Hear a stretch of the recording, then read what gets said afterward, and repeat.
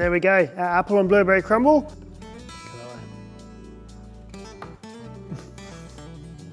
Got the nice crunchiness from the polenta in the crumbs there. You've also got the sour, maybe the bitterness of the blueberries as well.